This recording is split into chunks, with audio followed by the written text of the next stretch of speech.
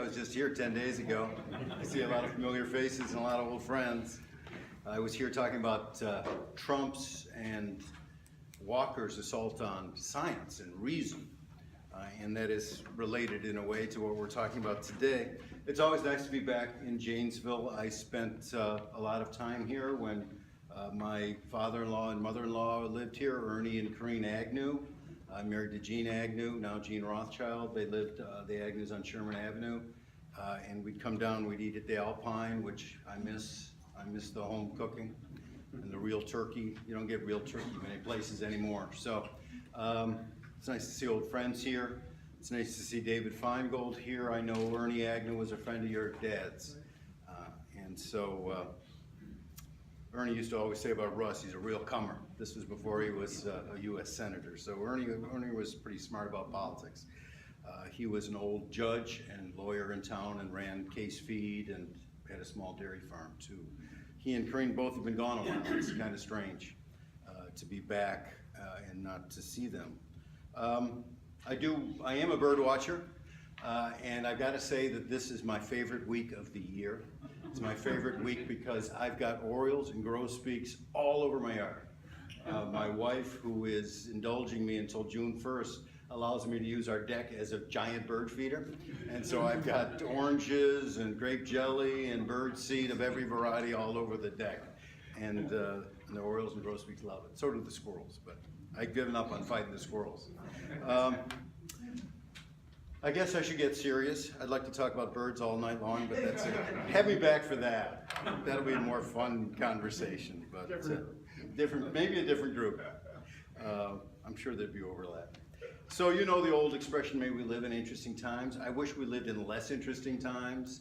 I wish we lived in less crazy times and less foreboding times. Speaking of crazy, I mean, as Chuck was mentioning, this firing of FBI Director Comey, and the excuse or excuses given for it is absolutely insane. I mean, to get rid of the guy who's investigating you is so typical of a tyrant. And to make up any old excuse for it, including the excuse that he was too hard on Hillary Clinton when you yourself were applauding him for being so hard on Hillary Clinton just a couple months ago, reeks not only of desperation, but of extreme arrogance. And extreme arrogance is the calling card of a dictator as well. And Trump acts kind of like a mobster. I mean, that's the thing about him. I mean, he literally sent over his bodyguard, or former bodyguard, who now has got a position in the White House, with an envelope with the letter demanding Comey's resignation, or the firing of Comey. Sent this bodyguard over with his letter to the FBI's office. I mean, they practically wrapped it in newspaper and put a dead fish in it. And as Jeffrey Toobin mentioned on CNN last night, I mean, this isn't normal. This isn't how our democracy is supposed to work. There's not much precedent for it except with Richard Nixon and the firing of Archibald Cox and the Saturday Night Massacre. This isn't democracy. This is something different. So it's kind of fitting that the subject that you invited me to speak about is so current right now, which is this question of fascism. And like Chuck, I've been reluctant to use the F word in public. You know, I don't like using the F word in public, and by that I mean fascism. Because it has forever just been a slander of someone. I remember I was visiting someone and knowing that I was kind of left-wing, the person who wasn't more than 25 said, "You were a communist and a fascist." And I clearly the guy didn't know what he was talking about because the fascists killed the communists first off, but it was just him saying, you know, I'm a horrible person 6 ways to Sunday, so he threw every name at me that he could think of. I do think there are resemblances, even early resemblances here that we need to attend to. I don't think Trump is a fascist today. I think he's kind of a proto-fascist though. I mean, he's not a full-blown fascist in that he lacks the well-developed ideology of fascism. And, you know, Mussolini had his ideology, Hitler spelled out his ideology in Mein Kampf. And Trump is more of just a clinical narcissist who's going to be whose picture is going to be in the DSM-6, if there are any nurses or doctors here, under clinical narcissistic disorder.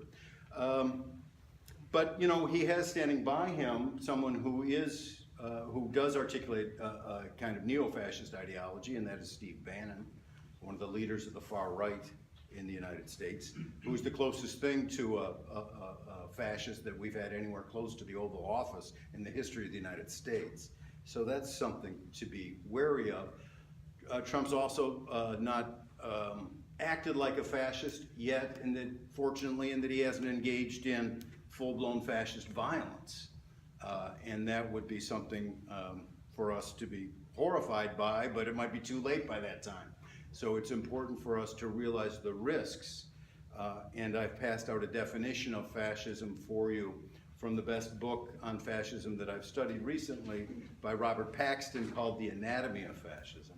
I studied fascism at college. I studied fascism when I was at the Progressive.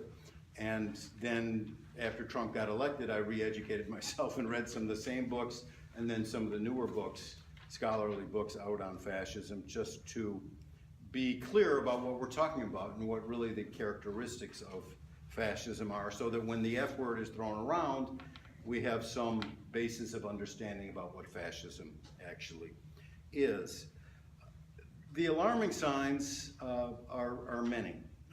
The first one was during the campaign when Trump started to scapegoat people, scapegoating Muslims, scapegoating Mexicans. Then there's the ultra-nationalism, the Make America Great Again. That is an echo for me of what happened in Italy and Germany, where the leaders there were talking about how aggrieved the nation is, how aggrieved and besmirched and taken advantage of that Italy and Germany were, especially Germany at Versailles.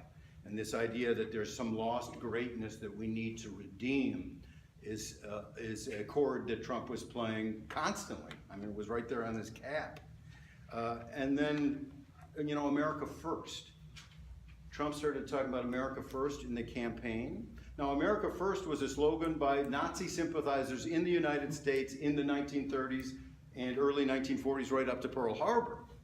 And, you know, Trump might be able to plead ignorance about that. I'm sure he's not the best historian that ever lived in the White House, but the Anti-Defamation League in the United States, the group that keeps track of anti-Semitism, contacted him in the spring, last spring, saying, please don't use the expression America First, because it has all this connotations of Nazi sympathizing that happened, you know, 90, 80 years ago. And so he was notified, and he kept on saying it. He actually said it in his inaugural address. He used the expression America First a couple times. And there were other things in the inaugural that gave me the creeps along these lines. One was he talked about the need for total allegiance to the United States. And then he stressed, and this has been common ever since he's taken to the White House, he stresses that he's a man of action. And actually, Kellyanne Conway loves to refer to him as a man of action. And just yesterday, in apologizing for his firing of Trump, stressed and boasted about how decisive he was. He's a decisive man of action. And of course, Mussolini was a prime articulator of this, that the fascist is the man of action. The fascist doesn't care about intelligence and reason. It's poverty of the intellect and power of the will. That's what they were stressing, the will over the intellect. And so when you hear Trump himself or Trump's apologists talk about him being decisive and a man of action, I don't take that as a comforting thought. And then in his inaugural, and I've been an editor for 35 years, so I listen to the language, he had a weird inverted phrase in his inaugural: now arrives the hour of action. I mean, who reverses the order? You know, I've written speeches before, and I write every day, and that is just a weird way to construct a sentence, and the weirdness draws attention to what the author or the speaker is trying to say, and again, it's that stress on action as opposed to thought and reason.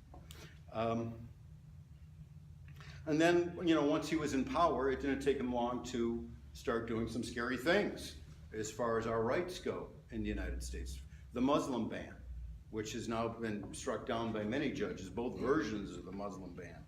But even worse than that was an executive order that preceded the Muslim ban by a couple days that hasn't gotten the attention that it deserves. And this was an order on immigration that said the Immigration Service can deport anyone not only who has been convicted of a crime, already convicted of a crime, but people who are charged with a crime, not yet convicted, just charged with a crime, and even worse, those who are chargeable with a crime. That was a word in the executive order, chargeable with a crime. What does chargeable mean? And by the way, whatever happened to the presumption of innocence? And whatever happened to the 14th Amendment due process and equal justice under the law? Those things just are kind of out the window in this executive order, and I think in the mind of Trump and in the mind of whoever wrote the executive order, who may have been Steve Bannon, for all I know. Chuck also mentioned that Trump has been attacking some other pillars of democracy, and that should ring some alarm bells as well. And chief among those are the attack on the media and the attack on the judiciary. These are branches of government. The media is the fourth estate, and he calls the media the enemy of the people. That again is straight out of a dictator's mouth. Anyone who opposes you in public is an enemy of the people, as though there's an identification between the president and what the president wants and what the people want. And anyone who criticizes the president is therefore criticizing the people. That's a scary thing. At the CIA, no less, he said the media, that he is engaging in a running war with the media. And he describes reporters as the most dishonest human beings on the face of the earth. And then his chief campaign strategist, Steve Bannon, says the media should keep its mouth shut. And then another apologist for the president, Representative Lamar Smith, chair of the House Science, Space, and Technology Committee. Here's his advice. Better to get your news directly from the president. In fact, it may be the only way to get the unvarnished truth, he said. It's amazing, isn't it? And then 10 days ago, Reince Priebus, our very own, said Trump is considering amending the Constitution to do something about the First Amendment so that the president can sue reporters who are engaging in what Reince Priebus calls libel laws or name calling or not telling the truth. So this is a frontal assault really on our basic freedoms. And then you may have seen the news yesterday, a reporter was arrested in West Virginia for simply asking questions of the Secretary of Health and Human Services, and Kellyanne Conway was there too. I mean, these are not good signs, my friends. And then there's the attack on judges, which is appalling. I mean, my father was a practicing lawyer for 60 years. He actually practiced law with John Paul Stevens in Chicago. John Paul Stevens then was on the U.S. Supreme Court. My dad revered judges and revered the law a little too much, I think. I thought he was a super smart man, way smarter than me, but he was a little naive about, I think, the political uses of the law. I remember back when Bush v. Gore came up, I said, for sure, they're going to take it, and they're going to rule for Bush, and they're going to put Bush in. He said, no way, they're never even going to take the case. And of course, they took the case, and they rigged it, just like the Wisconsin Supreme Court, the most rigged state Supreme Court in the country, is not about the law or revering the law or precedent or the Constitution or the U.S. Supreme Court's interpretation of the Constitution. They just want to help their political friends and the people who buy them their beautiful black robes, which should be, by the way, embossed with the initials WMC for Wisconsin Manufacturers and Commerce. So here we have Trump, who started to attack the judges before he was president. You remember he attacked the judge in Indiana, saying that this judge could not be impartial because the judge was Hispanic, and Trump had said nasty things about Hispanics, and the judge was presiding over a case about Trump University defrauding students. And then while president, I mean, a lot of people thought, oh, that's the campaign, the president is going to act more presidential. Well, he didn't act more presidential in his inaugural address, and he hasn't acted more presidential when it comes to the media, and he hasn't acted more presidential when it comes to judges either. You know, he had this, when one judge ruled against the Muslim ban, he said that it was a so-called judge. And then he's been hypercritical of the 10th Circuit Court of Appeals out in California. And his Attorney General, Sessions, just said the other day, why should some judge in the Pacific Ocean be able to determine what is the law, even though the judge in the Pacific Ocean happened to be a judge in Hawaii, which last time I looked was still a state in the United States. And then there's Stephen Miller, this young little right-winger, who's a senior policy advisor of Trump. On February 12th, there is no such thing as judicial supremacy, he said, evidently never having heard of the case Marbury versus Madison. He also said the powers of the president to protect our country are very substantial and will not be questioned. Will not be questioned. So that's his attack on the media and the attack on judges. Then there's the attack on truth itself. And the BS, that's flowing out of the White House right now about the Comey firing is a classic example of this flagrant and florid lying that is going on at the highest levels. I mean, what can you call Sean Spicer or Kellyanne Conway other than paid liars? That's what they do. They go out and they lie and they lie and they lie and they lie with a straight face and they lie with indignation, which is a skill that I almost admire, but actually am horrified by. And so we saw that, there have been, Trump himself lies. He lies about the crowds at the inauguration. He lies about the millions of fraudulent, so-called fraudulent voters. He's a huckster. That's how he's made his living, and that's how he talks. He doesn't care if it's true. He just wants to have an impact. I want to read you a quote from Henry Wallace from 1944. Henry Wallace was FDR's vice president at the time, and he wrote a warning about American fascists. And this is what he said as regards to the truth. The American fascists are most easily recognized by their deliberate perversion of truth and of fact. They claim to be super patriots, but they would destroy every liberty guaranteed by the Constitution. They demand free enterprise, but are the spokesman for monopoly and for the vested interests.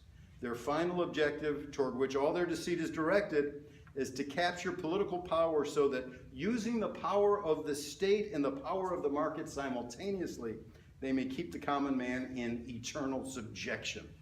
I just think that quote is very relevant to our times and very relevant to what Donald Trump is doing.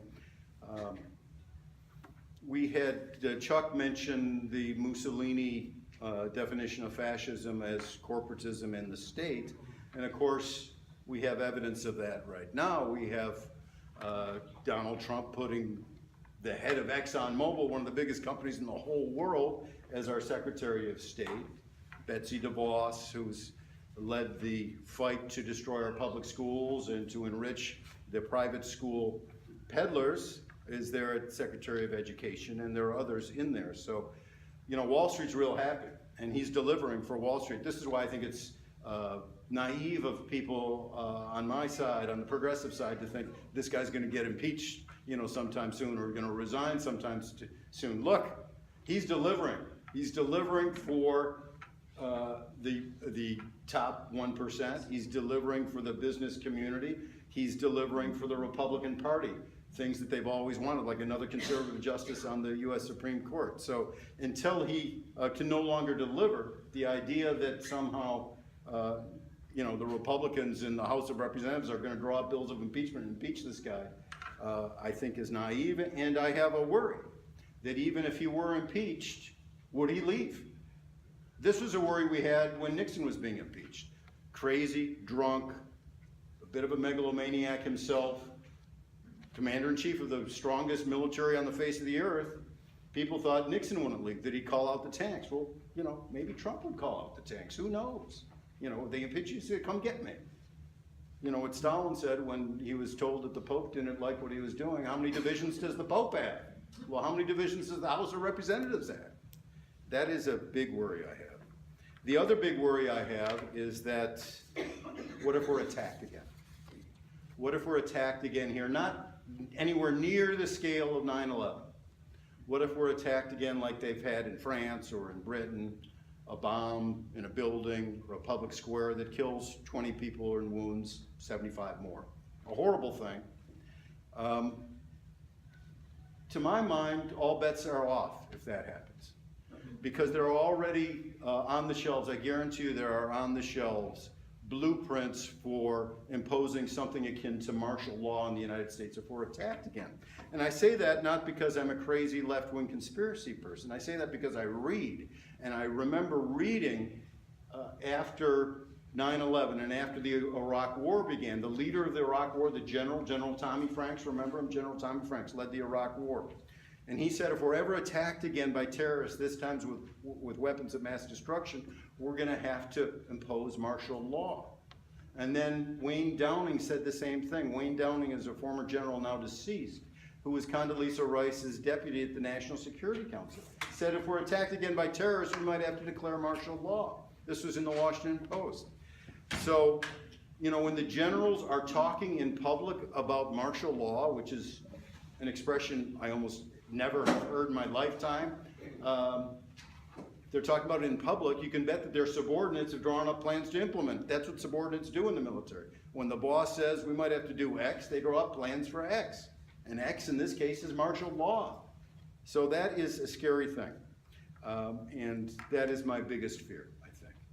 And so we need to be mindful of that. But the reason I'm not lying in a bathtub with a razor blade at my wrist is because I think we are doing things, all of us, everyone here in this room and millions of people across this country, to stand up to Trump. And that is what's crucial to prevent a proto-fascist from becoming a fascist. Because in my study of what happened in Italy and in Germany, what I discovered and what you discover if you read the book, The Anatomy of Fascism, is that civil society essentially rolled over for Hitler and essentially rolled over for Mussolini. And civil society is not rolling over for Donald Trump. The media isn't rolling over for Donald Trump. As much as I have problems with the corporate-owned media in the United States, a lot of them have gotten a spine and have found a voice and are standing up to him and to his deputies and his paid liars. So that's a good sign. The people are standing up. You know, we had this, thank God for the Women's March the day after the inauguration, and the march in Madison, which was so fun to be at. 75,000 people on State Street who could barely move. And then this the climate marches, the science marches, those have been great. The immigrant rights rallies.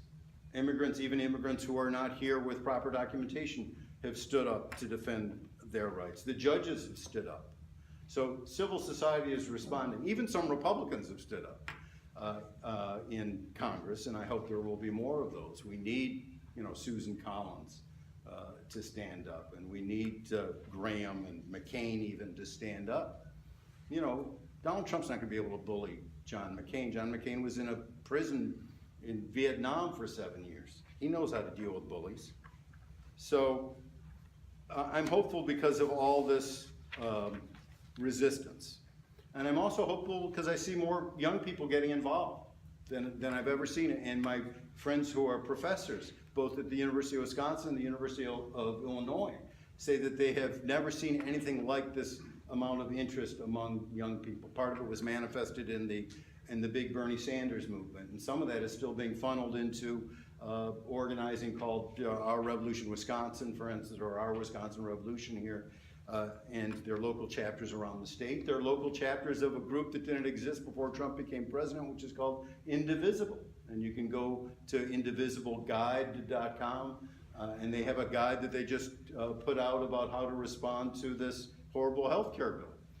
But there are local groups of Indivisible all around the country and all around the state. I was in Jefferson just 3 weeks ago talking to Indivisible Jefferson.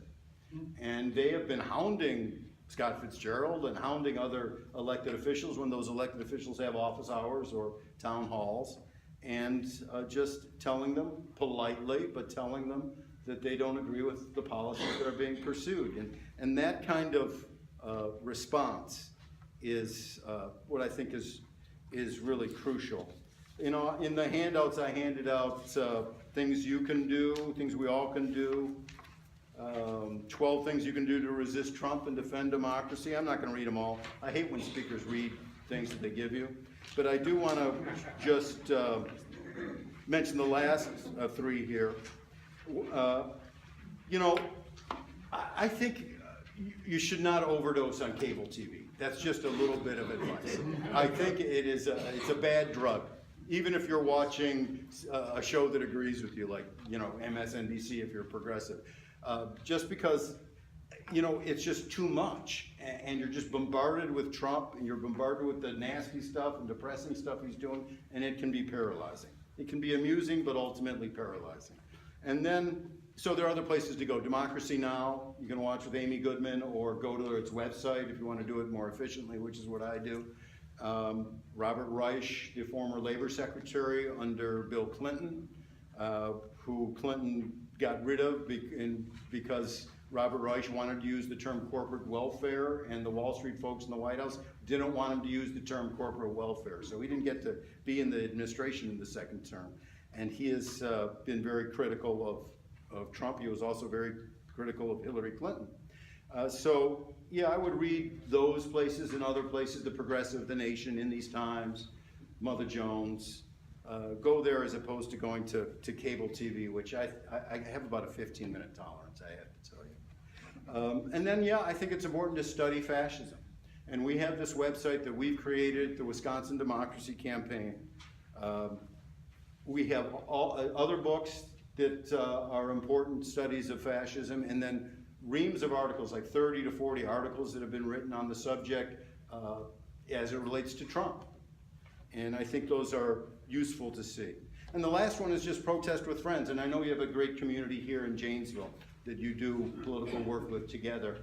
And I just think that is crucial, because if you just did it by yourself and banged your head on the wall, you'd stop doing it. So I tell young people, and I have a little sheet that I hand out to them, you know, how to avoid burnout, a guide for activists. And one of the most important things on that guide is to do the political work with friends. It should be fun. I mean, and you should do it with good food like the brownies over there that I'm getting ready to dive into.